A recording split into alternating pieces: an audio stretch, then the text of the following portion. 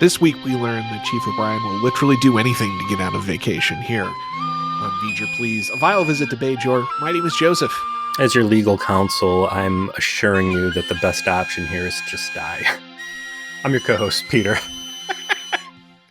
Saul Gackman, this man was not. No. And as I'm watching it, this fucking lousy ass lawyer is hamming it up so much through the entire episode. I think he might be one of my new favorite Star Trek characters of all time. Like, I'm going to start thinking, like, what could this guy have done in any future scene to, like, punch it up? Well, before we go into any more details, Peter, what episode of Star Trek did we watch this week? Season 2, episode 25. This is our penultimate here, right? It is. The second to last episode of the season. Mm-hmm. First aired June 5th, 1994. This is Tribunal, written by Bill Dial, directed by Avery Brooks. You might know him as Benjamin Sisko, or Ben, if you're just a cult leader out there with your plantation. Throwing him in a hot box. In-universe date 2370. So this episode is chock full of delightful continuity from beginning to end. It is so much the exact opposite of our early days doing Voyager that I always like to bring it up. Like from Gul Evek randomly mentioning that he had spoken to Chief O'Brien about the voles Yes. earlier in the season, to this being a direct reference to Gul Dukat's whole monologue about Cardassian justice during Maquis Part 2.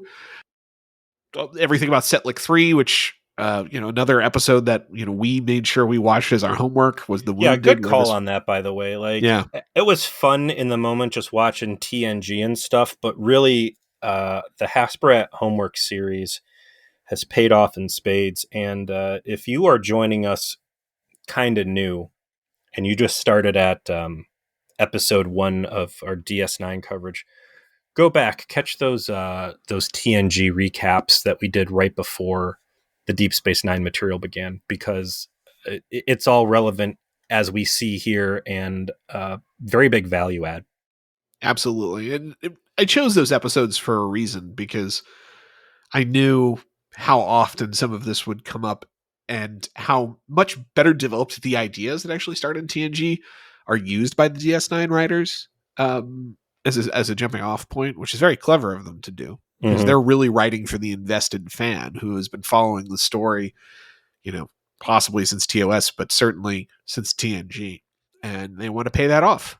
And it creates an engrossing experience where not only am I interested in plot just from the extent of what Miles O'Brien is going through in the moment, but also how this feels and factors into everything I've seen this season, everything I've seen on Deep Space Nine, and as we're talking about, how this factors into Chief O'Brien as a character all the way going back to the 4th season of TNG. So fantastic in that sense. Also quite interesting to look at this through the directorial choice of having Avery Brooks in the director's chair. You and I spent a lot of time, especially in our Voyager coverage, talking about directors, because it was our first show we did together. And so establishing what the quote unquote Trek house style was, and this mostly through the lens of tired and true regulars like David Livingston or Winrick Colby, and kind of getting used to the variances that happened there. And especially when actors turned directors came around, most prominently with Frakes, we really noticed a lot of different artifice as it relates to how he approached directing. And then after that, Roxanne Dawson became a major figure as it relates to that. And Avery Brooks is somebody who also does a lot of directing here on Deep Space Nine as well. How many episodes does he get? 9, I think. I mean, it's not inconsequential. Not inconsequential at all. And that he has definitely a different method by which he has decided to construct the episode that I don't think you would have seen out of someone like David Livingston, who's, just kind of does the house style, very efficient, kind of very steady work from him. To clarify, too, we're not shitting on David Livingston. We're not shitting on Rick Colby. Not at all. The house style works because Trek isn't high art. It can have some cool stuff that happens, but Star Trek, as we have proposed back in Voyager, and really exemplified in season 4 of Enterprise, Trek thrives on a limited budget. When you don't have the money to go into heavy special effects and wow people with space battles and fancy stuff, it means that you need to put 2 people wearing space pajamas in a boardroom and have whatever they're talking about become so compelling that it can hold people between commercial breaks or hold people through a commercial break. Yes. And Star Trek can knock it out of the fucking park. So presenting those conversations and driving across those moral quandaries or whatever the dilemma is clearly and making it easy access to people is a big deal. And people like Rick Colby and Livingston just got really good at it. Like, you're not out to knock people's pants off with camera tricks. It's like, can you see what's going on? Can you understand it? Are you doing the 2-shot takes where we're moving between people's faces cleanly? Yeah, shot Great. reverse shot. Yeah. And let me say something else. You're usually the sound guy. Watching this old Trek with you, I never have to fuck with the volume. Yeah. And when I watch these Netflix shows, like Witcher especially, I can't understand anything people are saying. And it's not just accents, like English accents or whatever. I don't know what modern production media mixing is. I don't know if shit's getting compressed. Like they're trying to go with like Dolby Atmos 5.1 sound profiles and it's getting over compressed or what. But the sound quality on modern TV is fucking terrible. And I'm listening to the Star Trek episodes on the same TVs that I'm watching these Netflix and HBO Max series. I don't know if it's just a simpler technology or what's happening, but modern audio is fucked up, and I blame it on directors or whoever's letting this stuff leave the editing room being so difficult to like hear dialogue where you have to turn it up, if not turn on subtitles. Funny you should mention that. I just recently watched I'm caught up on Andor as of the time we're recording this, May 10th. So most of the second season is out. And it has by the way, here's my official V'ger Please recommendation. Once again, go fucking watch Andor. If you didn't watch the first season, you're missing out. If you haven't watched the second season, you're really fucking missing out. And I say that knowing that most of Star Wars is fucking ass at this point. Unbelievably good. Kind of writing and acting and directorial choices that convey what is really possible with material when you have competent creatives in charge. I'll say nothing more. Why am I so resistant to watching this show? I feel like because everything else around it is cancer. Like it's like I get it. It's why you didn't want to watch Picard season 3. Like you resisted it because the rest of it was terrible. I think it's because I know where it ends up. Yeah. And that it's a dead property, that it's like I just can't, me, a busy guy, I got to fix a hole in my roof and I got kids. Right. I can't take the time out of my day to watch something that I know is a dead end, even if it's 2 amazing seasons and I'll take that time and I'll put it into like a limited edition, like here's a 2-season anime that was really good or whatever. Like I'll do that, but just I'm so jaded and bitter and resentful of Star Wars at this point that I can't do it. And everybody says I respect that. But anyway, so the audio on it.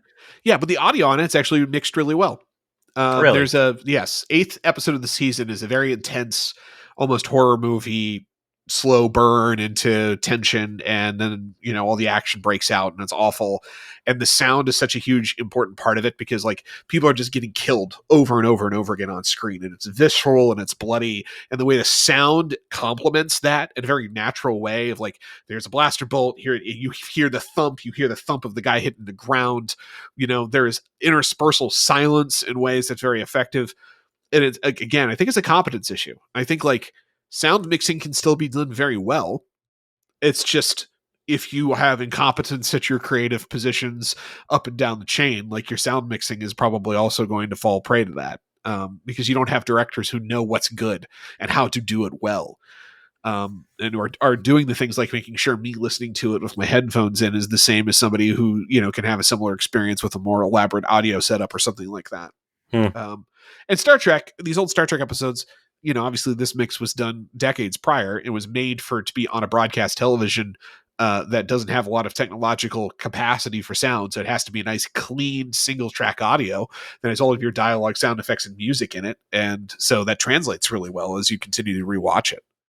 I hate to say it, but I just give me the simple stuff. Like, they've made it such an easy to fuck up process at this point that, like, I don't care if my soundbar can do Atmos. Give me simple stereo. And maybe like it is still a good experience if you have like the best setup, because that's what they're deciding to design for. I've got a really good setup. These things sound like ass. Okay. Witcher sound fucking miserable. But they've got good in-house directors. They do. And they establish a style. Did anything that popped off on this one really strike you as starkly different, or something that we would start to call on the next 8 episodes of Avery Brooks directed Star Trek a Brooks style fingerprint? Well, you have to keep in mind that this is the first time Cardassia Prime shows up ever in Star Trek. So everything that he chose with that is his choice. He loves hooks then. He had a very like 1984 vibe. He went for the way like the screens are everywhere and the establishing shots on Cardassia, the way the sort of the way the courtroom is That's arranged and shooting a lot of that high, shot all of that high, really. You mean the laser tag arena where they have court? Yes. Like there was a real specific choice when it came to that. That's interesting that they would give a director that much authority on a design language choice that should influence the rest of the property. Like, do you think, what is this? Who's executive producer right now for season 2? It's still Pillar. It's not going to be Ira Stephen Bear. It's almost Ira Stephen Bear. You think these guys are sitting down with Brooks and be like, all right, listen, this is Cardassia. Here's notes on what we want it to have. And you can. I'm sure there's some give and take there, but from what I read in the Memory Alpha, though, Avery Brooks was a very closed off and mercurial person as a director. You don't say.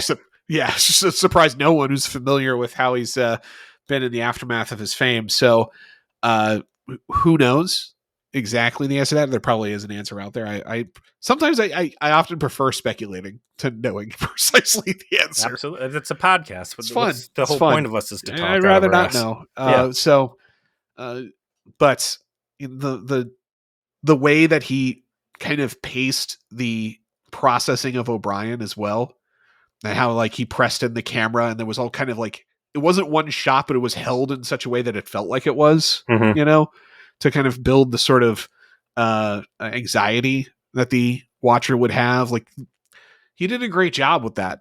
And he did it in a way where I'm not going to say I don't know if David Livingston could have accomplished it the same way. I can't prove a negative rather, but at the same time, that was a very specific choice that felt very different. And I felt like I saw how Avery Brooks decided to proceed with some of the stuff as related to what O'Brien went through.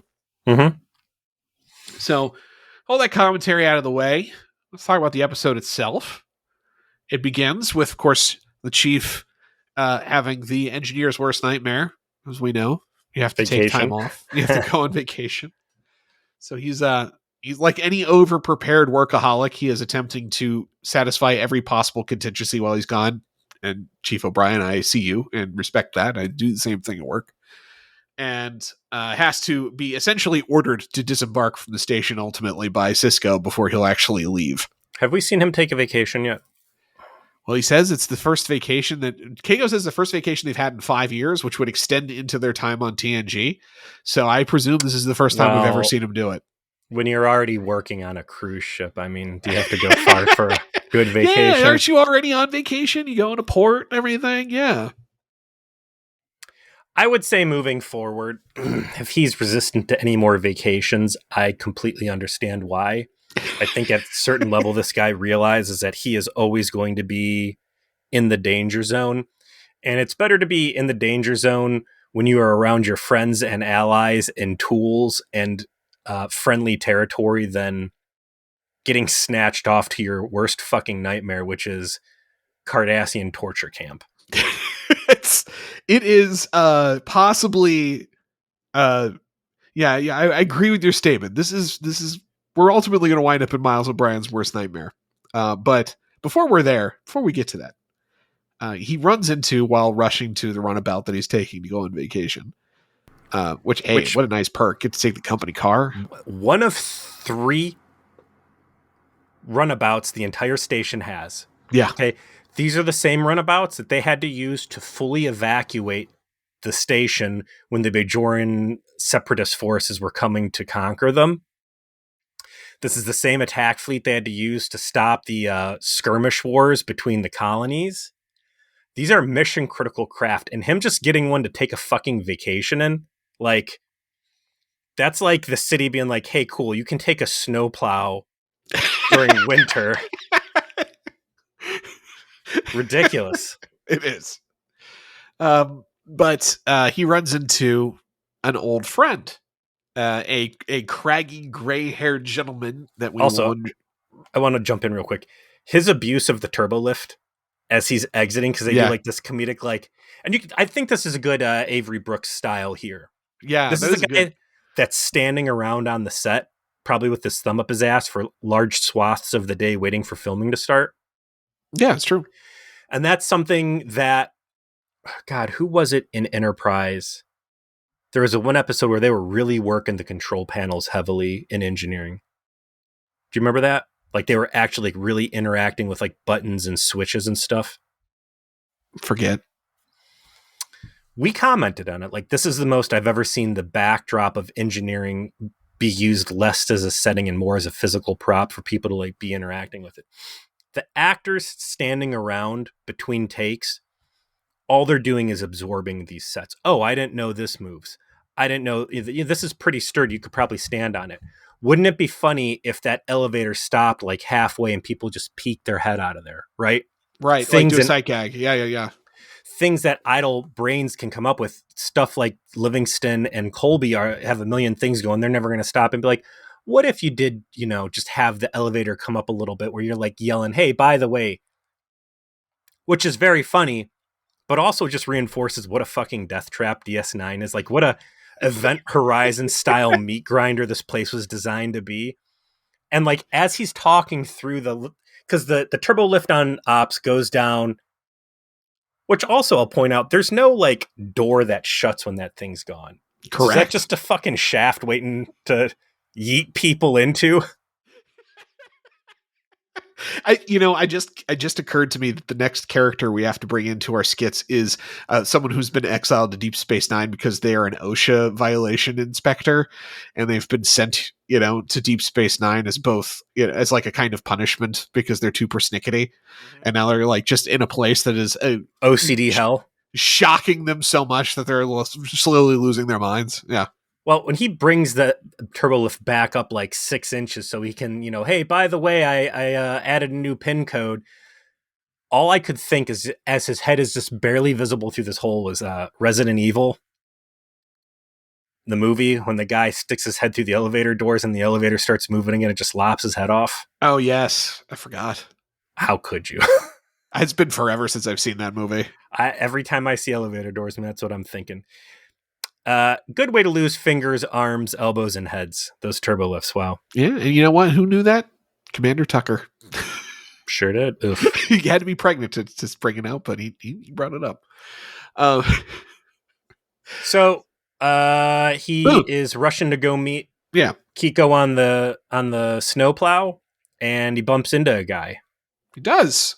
Raymond Boone, a old comrade of his from the USS Rutledge, who he wants to be able to talk to, but of course he is busy trying to make his runabout and not piss off his wife.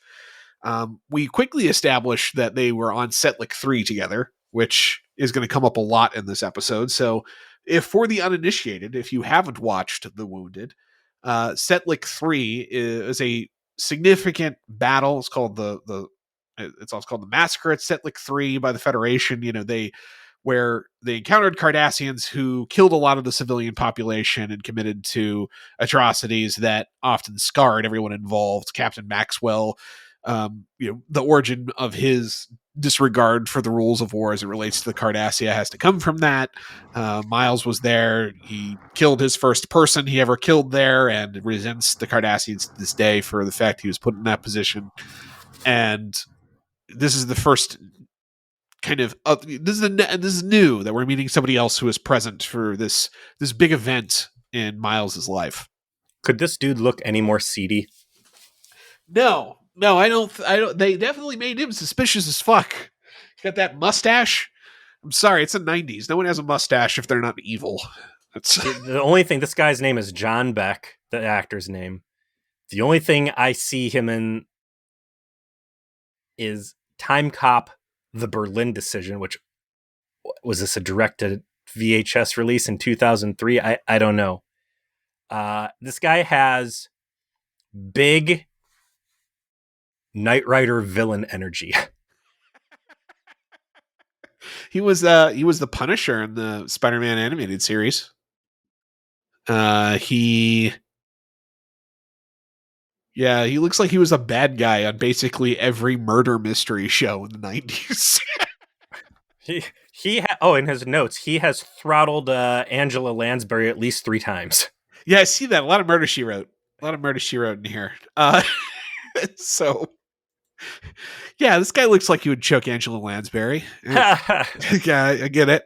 And he has to leave O'Brien, that is. But of course, we see in a very sinister fashion that Boone has some sort of device by which he has recorded O'Brien's voice. I know what that device is, by the way. Turns out that the Obsidian Order has been taking plays out of the book of Home Alone. Yeah, Home Alone 2. He's got his trusty talk boy. He does. If only Donald Trump were here to help people direct traffic on Deep Space Nine. Ugh. So he's got his talk boy, and he goes off to the side and plays, and we see that if he's recorded his voice.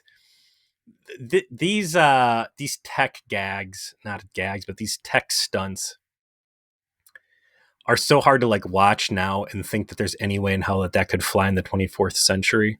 Right. It's like, how cute. Oh, I'm sure they had to deal with the whole generative AI issue by then. Come on. Yeah, like Miles tricorder doesn't have an authenticator app on it. Like, let's go. Yeah, we're not doing fucking retinal ID. Come on. Yeah, this is definitely. It makes sense in the 90s when this would have been a novel idea. It makes sense in the 24th century Federation, because if there's one thing that Voyager showed us, it's that Starfleet door locks are trash and extremely easy to bypass. When they exist at all. When anything is actually locked. You know what? Great point. Great point. I bet you he walked into Storage Bay 2 to steal those torpedo heads. It wasn't even locked. He just played the voice clip to just make sure there was enough evidence in the air to like really get O'Brien in extra trouble. It's like sprinkling crack at the scene of the crime. I don't want to leave any mysteries. Throw his wallet down and also his high school yearbook. So it had to be you. Your tennis racket was in there. The next scene is where I want to render a judgment, Peter, or at least part judgment, part apology. I think I have said in the past that Keiko and Miles is a bad relationship. The actors don't have chemistry. And I am officially withdrawing that statement. I think, and it's never been the case as we've watched them on Deep Space Nine. I think it is just a matter of when I watched this show originally, I was a young man, I was unmarried, I didn't know what a relationship looked like between people who were in middle age and married, and now I do. And I look at these two and I'm like, actually, these two are perfect. Rosalind Chow, embodies exactly, I think, where Keiko would be, and in the same way, Colm Meaney, like, they figured it out. Like, what does married couple chemistry look like? We have kids, we're working, we know each other inside and out.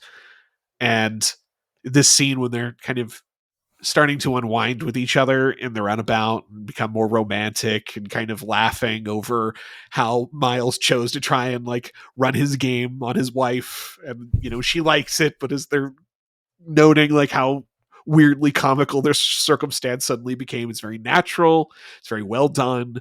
So I'm here to tell you, Miles, Keiko, it's a good relationship. These two work well together. Also, maybe when you forged this opinion that it was bad chemistry, you hadn't actually watched Tom and B'Elanna scenes yet. Yeah, I haven't appreciated like how bad it could be. So like I didn't know how good we had it. So this is I like the two of them together. I'd like to see more of them together. Like what the racquetball episode. One other great like Miles Keiko moment of like I'm supporting my man. Like I'm a good wife. I'm here for him. I love him. I'm enjoying his suffering just a little bit.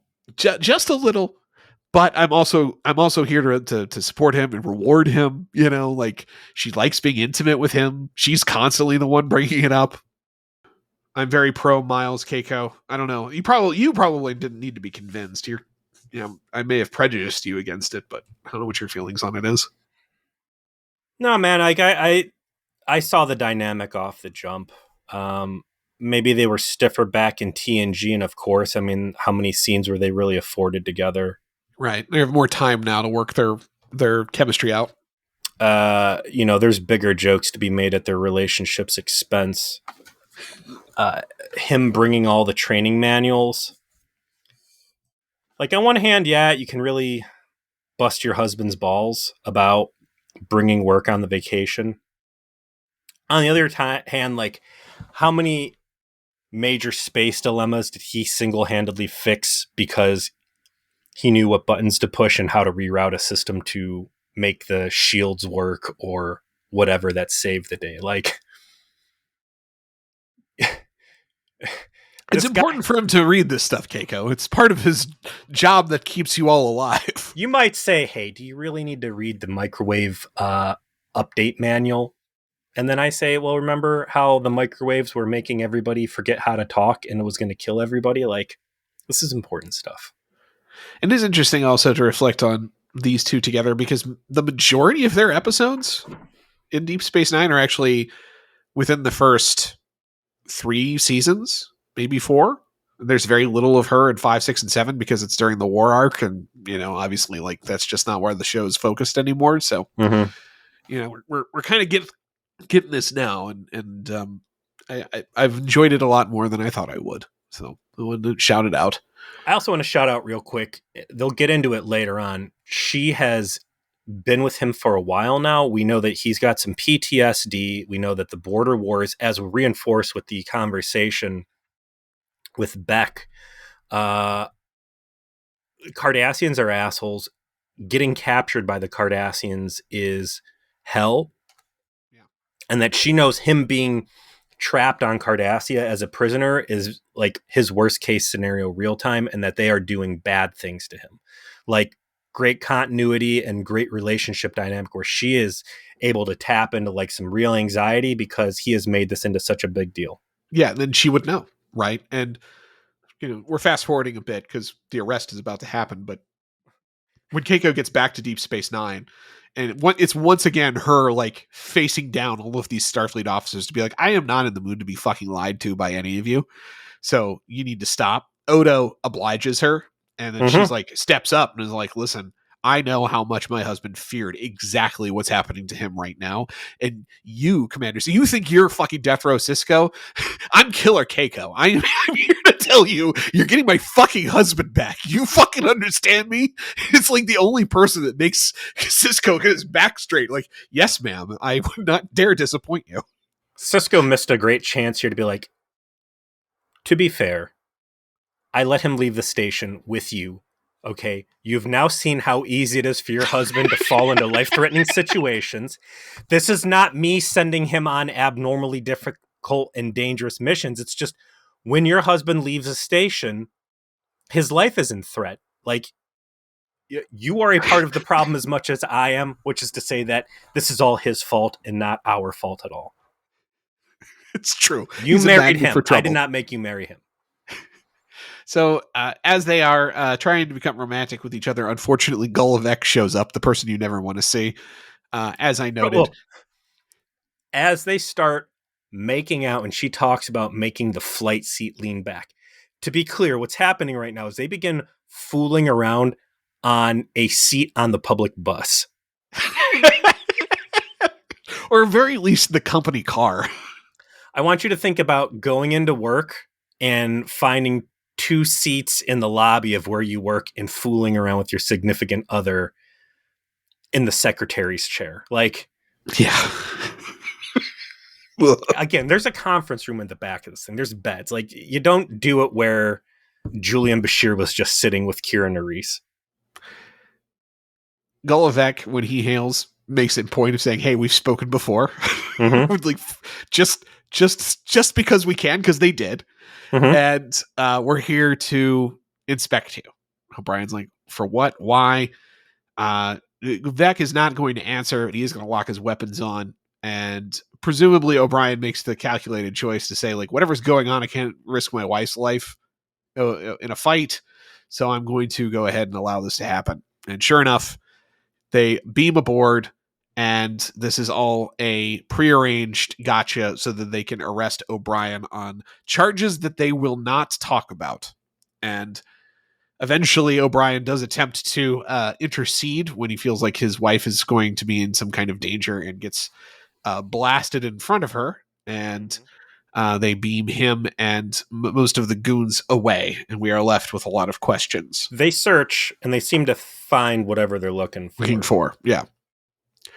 So it is pointed out explicitly in the memory alpha. So this isn't exactly a deep insight, but this isn't just a Kafkaesque nightmare. This is like literally cribbing from the notes of The Trial, which is a Kafka novel about a man on trial for charges he doesn't even understand. So Kafkaesque being a turn of phrase to kind of talk about the darkly absurd, comedic yet tragic cluelessness of bureaucracy, creating nightmare scenarios where you can't figure out what's going on around you. And like the movie Brazil by Terry Gilliam would be kind of like tap into that kind of sentiment. And this is very much in that vein. We are going to watch as O'Brien gets processed on Cardassia Prime, which again we see for the first time. Real 1984 stuff. Right. And it's this panopticon surveillance state. There are telescreens everywhere. He's told to take his clothes off when he doesn't immediately comply. They get cut off of him. He's manhandled. He's forced into a chair where he is going to have teeth extracted and hair. He's have things done to him that he doesn't understand. The light is harsh. He's in an unfamiliar place, and no one will tell him why he's there, despite how many times he asks, like, what's the charges? What am I being accused of? I haven't done anything. No one will answer him.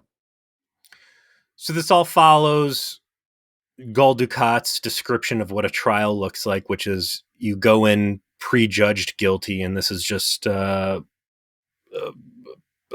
basically bureaucracy at this point fulfilling itself for a theater to the public. Yeah, it's theater. It is explicitly conveyed in Gul Dukat's dialogue in Maki Part 2, and then fleshed out in greater detail here, that trials are theater for the Cardassian people to watch and to be propaganda in of themselves, to tell a story about the crime that has already been judged to have been committed, and the guilty party being given this show by which they can participate potentially in admitting it, or in exchange for some kind of less painful way to die or lesser punishment for their family. All of this is implied, and this O'Brien is being subjected to this experience.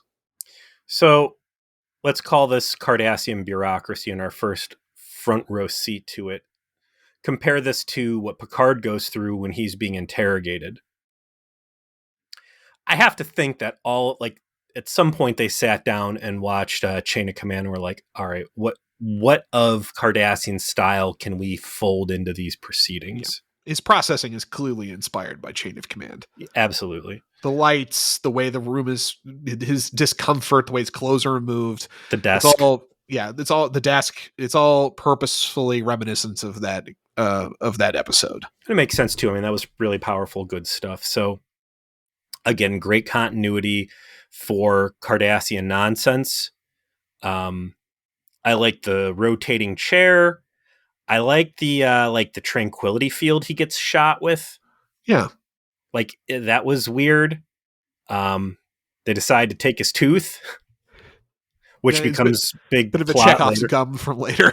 Yeah, Mm-hmm. the whole, it is notable that he is not tortured, right? They don't try to force information out of him at any time. Mm-hmm. They have already this is all for political and international intergalactic relations purposes. O'Brien's a patsy, which Oda will eventually explicitly say later on. So he's not treated in the same way Picard is, where he's like purposefully beaten and tortured. In fact, the Archon, their word for judge, a word you and I know well, Mm-hmm.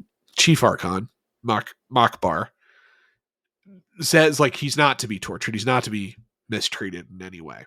But it's still disorienting and painful and awful. Well, that's life on Cardassia. That's life in Cardassian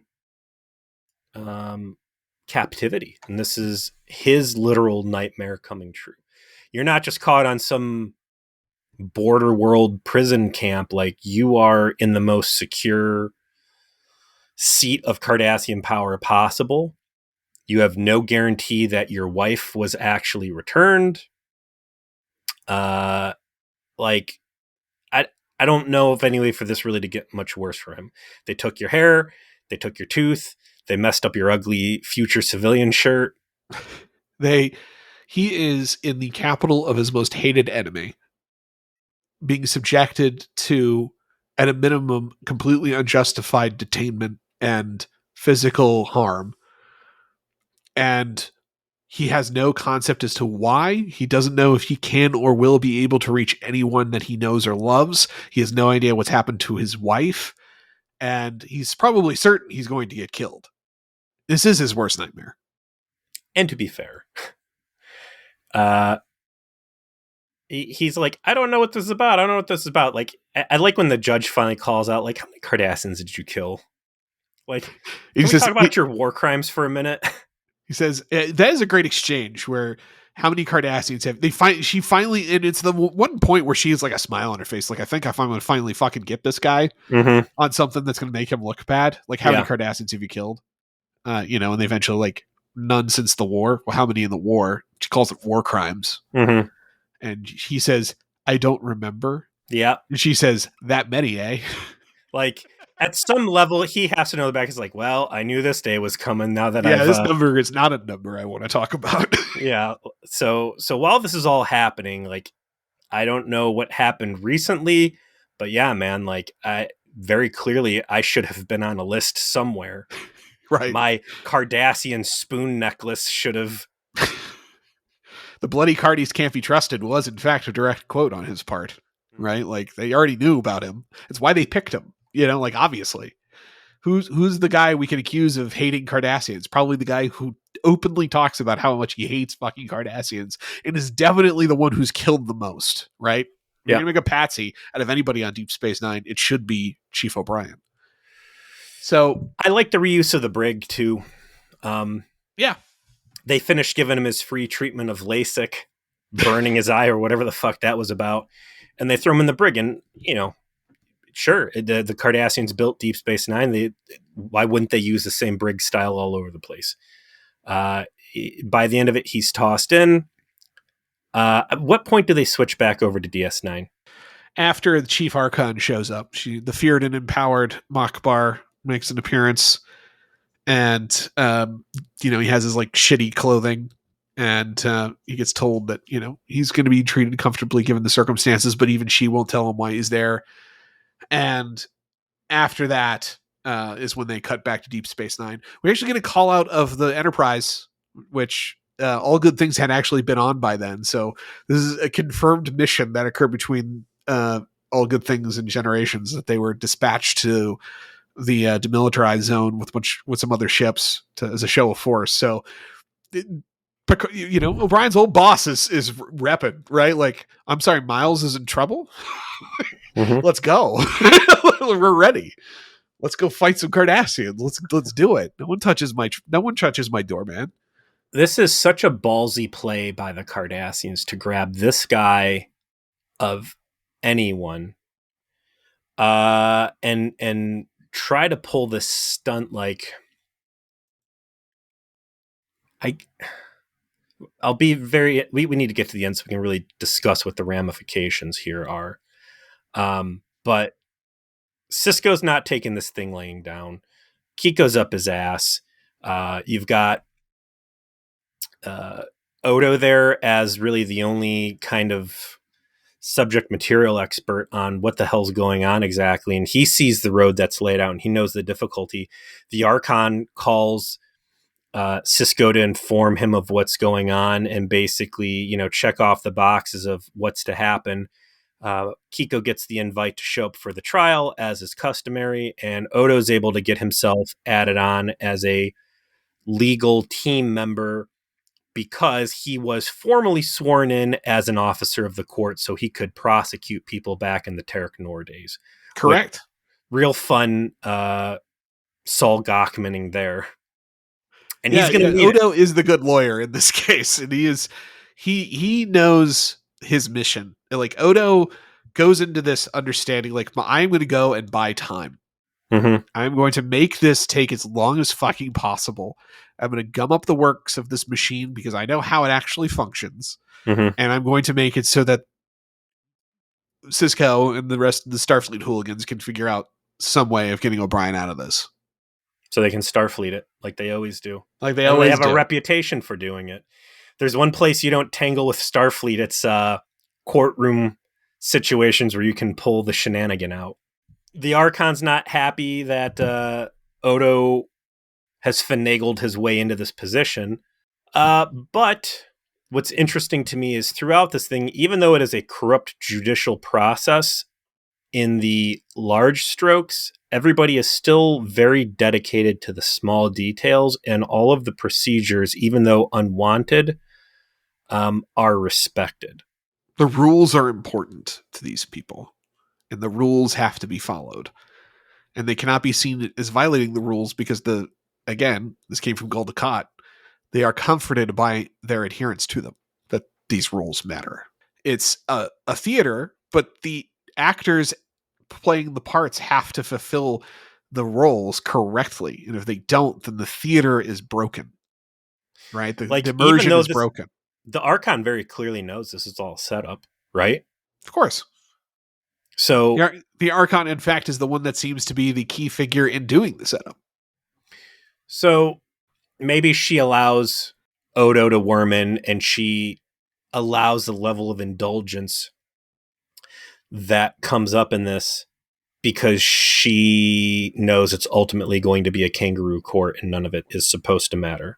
Well, it's not so much that it doesn't matter, is that if the intention of this, as is going to be revealed, is to create a political premise by which the Cardassians can demand the Federation withdraw forces or do something that imperils their position as it relates to the DMZ and the human colonies that are part of the Maquis or what have you, then not allowing the Federation the maximal not allowing the person you're accusing every maximal opportunity to engage in the system is going to damage the actual purpose of this. Because if it appears to be unfair by the Cardassians' own rules, what they do to O'Brien, they're not going to get what they actually want out of this. Because they want to set up a story by which they convey that this guy did this thing and it's unquestioned that he did it. And if Odo isn't permitted to be there, and if they don't tolerate Odo's interference in the system, then he technically is right to be there, then correct. That's mistrial. Then they're committing infractions in the theater, which is what Odo gets, right? Odo knows what this is. He's participated in it before. He knows it's important for him to gum up the works as much as possible to make this difficult for the Cardassians to fully execute so that Sisko has the time to be able to find a way to fix it. Mm-hmm. So she knows it doesn't quote matter in the sense that it's all fixed, but the theater does matter. And the delays that Odo causes in the process is ultimately what allows Sisko to show up with an implied threat that she has to essentially respect and allow this all to be for naught, lest the theater is used against them. So very clever, very cool, very interesting way to handle it. And in the trial scenes themselves, the standout performance is from Conservator Kovat, who is O'Brien's lawyer, and he sucks. he's like the guy who gets appointed to be a lawyer for those Tribunal tribunals we used to do, who's supposed to lose. No, man, this guy goes even further. I feel like that's true. Randall Scott tried harder than this guy ever did. This dude goes into. So again, he's part of the system, and when you have trials that are predetermined, why would you have active defense lawyers who are lobbying hard if they're just going to lose? This entire stratosphere of occupation is going to turn more into grief counselors and like funeral directors, basically, right? Like, this is an opportunity to do good. Think of the civil service here. This guy seems like he's a true believer as well in all this bullshit. It's not like he's like, ho, I'm going to set you up to fail. Like, you have the opportunity to really do something great. It's going to feel good for you. It's going to feel good for the public. You get to be a hero. All you got to do is just, show your reform or show your remorse. And he's got this corny, like, evangelical preacher vibe to him at a certain level, as he tries to sway Miles over into giving this confession or really trying to be genuine to the process of what's essentially suicide, like getting O'Brien to endorse in suicide for all intents and purposes. Yeah, they want him to give in because that would help their narrative. And this is the first time I can think of in Star Trek where, because the Star Trek trope is like, you get in and there's the beleaguered Saul Gackman, right? Like the beleaguered defense lawyer who loses all the time because, it's a corrupt system. You're going to empower him and you're going to give him that one win that really reignites their light and makes them turn into like rabid warriors for justice again. And this guy is not that story. This guy is like kicking and screaming with every inch that O'Brien's able to move his case towards survival. And even by the end, like when, spoiler alert, Miles O'Brien does not die. He's like, what just happened? It's like, you won. It's like, what? That's an option. What? He's an actor who failed in his role, right? God, like, just think if they had abducted O'Brien at the same time clone O'Brien was there and real O'Brien was off, whatever. What a great use of clone O'Brien. They just like hot swapped him, beamed him in. And the rebels that like put all this money into replicating O'Brien to like do this political murder or whatever fucking assassination attempt, and instead like that all gets completely thwarted by the Cardassians playing dirty, and they just step all over each other's toes. The action on Deep Space Nine is kind of pro forma. They're trying to figure out if O'Brien did it, right? There's an actual moment where Kira says, listen, it's not a zero that O'Brien like gave torpedoes to the Bucky, right? Like, that's not a zero, right? Like, he hates Cardassians. Everyone knows he hates Cardassians. We have to make sure, like, what happened here. So they investigate, and it's exactly like the teaser was a little too fucking ham-handed, in my opinion, as it relates to this part of the plot. There's no tension where the torpedoes were stolen. There's his voice print. We got to check to make sure it's actually his voice print. Turns out it wasn't. Dax was able to figure it out pretty quickly. Good on Dax. Like, good use of the science officer. Good on Julian Bashir, because that's the interesting part in all of this, is that Julian is 110% Team Miles. Yes, he refuses to accept the premise that he's guilty. Super bro move time. And this scene directly plays off of Odo talking with O'Brien, because Yes. Odo starts to like interrogate O'Brien, like, where were you at? Where was this? Well, why was your voice print? And like, O'Brien, like, say what you will, but I have always been a good soldier. I have been a model or a member of the Federation, and I live every day to the most like, motherfucker, I was on the flagship for a reason. I got into Picard's purity ring for a very specific reason, and it's because I am a Boy Scout. And I really liked that scene between Odo and O'Brien because, like O'Brien said, like they don't know each other, right? Like they've never really known each other, had conversations, and O'Brien makes it clear to Odo, like, I know you're used to accusing people of crimes. No one's ever had cause to accuse me of a crime. I have never done anything that would just besmirch my honor or my integrity, and it's because he's done this his entire adult life. He's been in Starfleet for years and years and years. He takes his responsibility seriously, and more so, he takes his responsibility as a role model to his daughter seriously. Mm-hmm. My daughter will always know her father acted with integrity. It obviously convinces Odo, right? Like from that point forward, Odo's like, all right, I'm with you. I know you're innocent, and I will do everything I can to make it so you get out of this. And Julian is also equally convinced, and is ultimately the person the Maquis themselves reach out to in a very spy-y way, to make sure that he knows that Boone isn't a Maquis agent. And their investigations ultimately lead to them doing a medical scan of Boone and finding out he is in fact an Obsidian Order Cardassian that has been genetically engineered, much in the same way as our girl Seska, to look like this guy. Quick jump back. When Julian is info dumped by the Maquis, kind of concerning that the Maquis have enough influence on Deep Space Nine that they can completely power down Medbay, seemingly with a remote control in their pocket. And sneak in and out of the station, one would presume. I think that would be a very big conversation to have with Sisko, as that was just a major plot arc, a two episode plot arc about Sisko's war with the Maquis, that like, hey, we are not safe here, essentially. I mean, they continue to develop along these lines. We'll say that. The Maquis are certainly, like we talked about, a major part of the plot moving forward. So I don't know if this is specifically referenced, but it is. This is a thread that continues to be followed. Does this action by the Maquis benefit them? And I would say yes, because this is expressing to Starfleet that the Cardassians cannot be trusted, right? It's also them making clear, like, we know where some lines are, right? And grand theft of torpedoes from Deep Space Nine is taking things beyond the red line at this point, right? Like, they're willing to go buy stuff off the black market through Quark, but they're not in the business of stealing from Deep Space Nine, at least not at this point.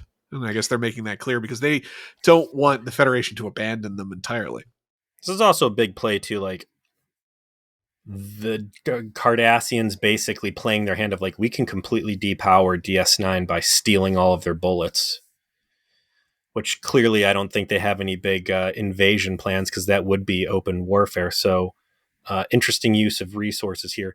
This Beck guy as a deep cover Cardassian operative, it's horrific in terms of like personal horror, that like your son could go off to war and come back be dead and be replaced by someone else who's impersonating him, who has sworn you off, break up with your wife, like really ruin this guy's life. Like, it would have been better if he just died and everybody would have been able to move on, and rather mourn than him. this doppelganger come in and just run his legacy into the fucking dirt. But it's like, okay, you've got this deep cover plant now who has come back as a Starfleet officer who quits Starfleet, or is he fired? I think he quits, right? He resigns after he fails some, he has bad performance reviews. And so, he's either leaves or is voluntold to leave, or, that could be. So he doesn't actually join the Maquis. And he's just doing what for the past 8 years? He's got his thumb up his ass, hanging around in the Alpha Quadrant, spying on what's happening at Arby's. Like, talking about what's going on in his human mustache aficionados clubs.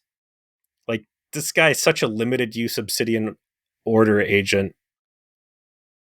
I guess he they put him in as like the head of some mining thing on a Cardassian planet, so maybe he's like observing, like you said, not the most useful guy in the world, but they catch him.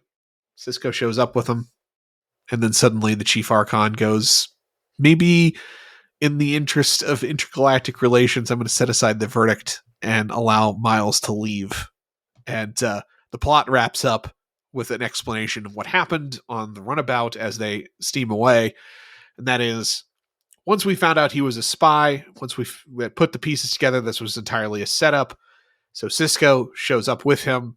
Archon knows, oh, they're about to tell everybody that this is 100% our own doing. I have to cut this off before the Federation decides to do that, because that's what this implied threat is. Obviously, Central Command had to have been aware at that point because they allowed him to go, right? That's unsaid, but we can expect that, like, he communicated through Gul Evek, maybe even to say, like, I caught this guy, I have this guy, and I'm fucking bringing him. I'm going to drop him off for you, and we're going to do a prisoner exchange, right? Like, I'm going to give you your guy back, but I'm getting my guy back in exchange. And they're like, let him go into the courtroom. Which is ridiculous. Archon reads the room because you got to do some drama, right? Like, we got to have some drama.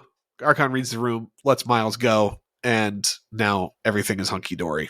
And the scheme of the Central Command has been thwarted. And of course it wraps with Sisko being like, don't worry, guys. You can still go on your vacation. We'll drop you off, and you don't have your bags and you don't have your stuff. And Keiko's like, yeah, I want a vacation with no clothes with my husband. That's fine. Boop, boop, boop. End of episode. Ramrod as fuck. Ending on this was ramroddy. It's a little ramroddy, but it makes sense. You can fill in the gaps. They could have used some spackle, but is this an Avery Brooks issue or is this a script issue? I think it's script. It is ridiculous that they find out that he is able to get into Cardassian space, that they wouldn't have just fucking denied him and been like, no. That they would have let him walk into the courtroom, that they wouldn't have just fucking killed Beck. Like, if you are a corrupt fascist government, there are 4,000 ways to have stopped what happened from actually happening. It just needs one scene, and and maybe it's because they didn't do it because they didn't want to have to pay Mark Almo too, but it's just as simple as, hey, I'm in a runabout, I'm headed for Cardassia Prime. Why would you be doing? Because he just rescued him recently, right? Like, he fucking owes him a favor, right? And it's like, because I figured all this out and I have your agent and I'm coming to get my guy, and you need to make sure that's okay. That's your job today. Why would I do that? Because you've got your own court trial coming out, and maybe if I make your court look like a fucking joke right here, it's going to give you some influence over some Central foothold Command to shake your trial off as a joke. Yeah, you remember how Central Command just tried to fuck you over? Would you like me to help? Would you like to help me fuck them over? When you said that there was a court coming up, a court scene coming up, I figured they were actually going to put Dukat on trial, and Dukat was going to have to come up with a way to, like, actually slip the leash on this thing. The scene that I needed was just something tighter and more personal, and Sisko getting the Archon on the phone and saying, I've got your double agent, and you're going to let my guy go, or I'm going to take this all public, and there will be real fucking hell to pay, because I hold all the cards now with the evidence of this fucking Cardassian that is genetically altered to look like a human and steal torpedoes from me. So you can handle this however you want and give him a little slap on the wrist. You take that stupid fucking Edward Scissorhands prisoner outfit off of him, and you give me my janitor back, or else. And I'm doing this in a phone call with you, which is less dramatic, I guess. But I mean, really, it's more effective than him showing up in the fuck. I can't even just walk into any courtroom around here.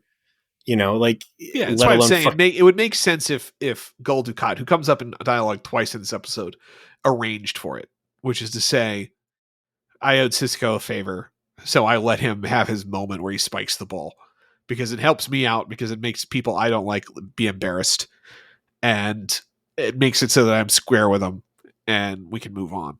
Mm-hmm. But again, maybe it's because they don't want to have to pay Mark Alamo for this episode. They don't go that direction. So Sure. Well, why would they not want to pay Mark Alamo? well, because they got a real expensive fucking episode to do next week, Peter. What are we watching? This is called The Jem'Hadar. It's season 2, episode 26. I wonder what's about. Oh, there appears to be a galaxy class that is blowing up. I would have prevented you from seeing it if you didn't already know. There is fire shooting out of the main deflector dish and approximately where I believe the warp core is. This is written by Ira Steven Bear, directed by Kim Friedman. Do we know Kim Friedman? Do we know Kim Friedman? On a camping trip in the Gamma Quadrant, Sisko, Jake, and Nog encounter the ruthless soldiers of the Dominion, the Jem'Hadar. Kim Friedman did The Wire, so that's good. I feel like we've heard her before. Yes, Parallax, Cathexis, Jetrel, Twisted. So some ups and downs there. That's for damn sure. Some big ups, some bad downs. Twisted. I wonder what's going to happen here. Golly, 2370 was a terrible year for the Galaxy class starship. Like, it was not good. It's not good at all.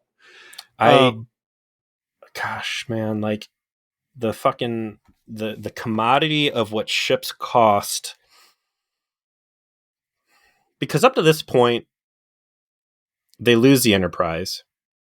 Yep. And the Yamato got lost season 1. Correct. Are we aware of any other? Because the Galaxy's basically... I'm going to have to do some Galaxy homework. Some Galaxy class homework. Because I want to say that Enterprise was fresh off the production line. Picard was the first commanding officer. So this thing had to be pretty fucking new to season 1. Yeah, and I mean, they started in the 2360s, so the minimum this thing is 10 years old, right? Like, these at max, rather, it's 10 years old. So this is a starship that definitely should have another 30 to 40 years of life left in it. But so we know what's going to happen here. I want to make some opening questions because the decision to blow up a Galaxy class is very clearly, I think, an analogy for the Enterprise and saying that if it was the Enterprise sent out there, Picard and crew would be dead. Like the best that Starfleet can offer in whatever the situation is going to be is not good enough. Yes. I mean, that's very clearly true. And this is not next generation. The good guys are not always going to win, and that the Federation does not hold the technology advantage. And again, the best Starfleet can do in this situation doesn't cut it, and Picard's lucky it wasn't him going on this as the flagship. So my question here is, are they going to be smart enough to leave all the civilians behind on Deep Space Nine before flying through that wormhole? Or are you going to have another Yamato where there are 1,000 people, including heavy civilian populations, lost in this very clearly military engagement? You will see soon enough. This is really where Deep Space Nine starts for in terms of its plot. If you really want to break it down, like this is the episode that this is what Deep Space Nine is about from this point forward, and it's not a coincidence that Ira Steven Bear wrote it. So, this is Pillar and the rest of them. They're going off to do Voyager, right? They're leaving this in the hands of the people they've chosen to leave in the hands in. And like you said, nothing is going to set expectations like taking an avatar of the Federation's technological might, the thing that the viewers know the most as a symbol of Federation power and superiority, and having it go up against the Dominion for the first time, and having this be the result, right? It tells you right off the rip, like this is an existential threat to the Federation if this is what's going to happen. And everything that happens from this point forward is going to be about the consequences of this revelation. So, very cool episode, obviously, very important. And I look forward to watching it and reviewing it with you next week, Peter. And Lord have mercy, do we have some fucking shit to deal with when we do our rip? Can you imagine having to fucking pick top 3? We've got the whole Chadish thing to deal with because Mhm. you still won't accept his judgment, even though it's correct and righteous and you're wrong. So also like this episode will be great, but we've got a hell of a rip banger that we're gonna have to sort through in the aftermath. In fact, Peter, you and I probably have to discuss if we want to try and have some audience participation in that as well. So Lots of big discussions. absolutely. So thanks for listening, and we will see you next week.